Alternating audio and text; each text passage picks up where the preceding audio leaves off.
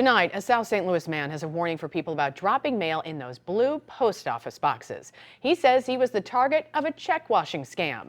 5 on your side's Diamond Palmer joins us in studio to explain what the thief did and what the U.S. Attorney's Office in St. Louis is doing to prosecute the criminals. Diamond.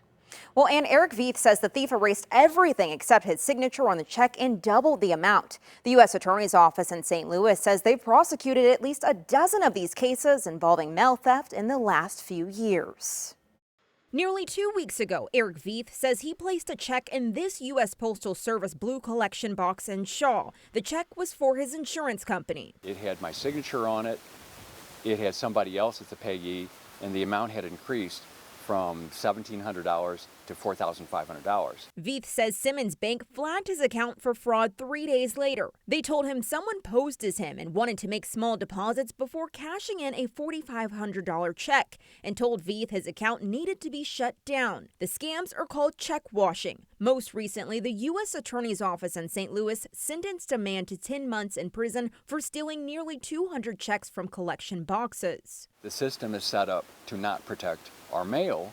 The president of the Postal Police Officers Association says the number of officers protecting mail workers has decreased nationally from 3,000 to 450, and only 15 of them protect St. Louis. Once it starts, it's very hard to stop. I mean, the Postal Service has a uniformed postal police force. We're uniformed federal officers.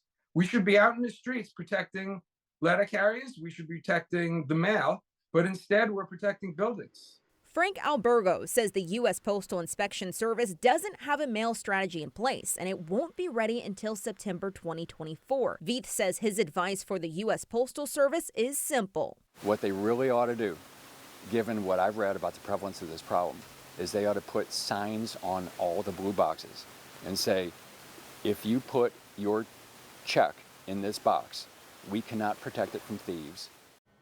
Vieth says he does plan to file a police report in the next couple of days, but the U.S. Attorney's Office here in St. Louis says the best thing people can do to protect their mail is to not let incoming or outgoing mail sit in mailboxes, and make sure to deposit outgoing mail, especially checks, at a post office or to a letter carrier.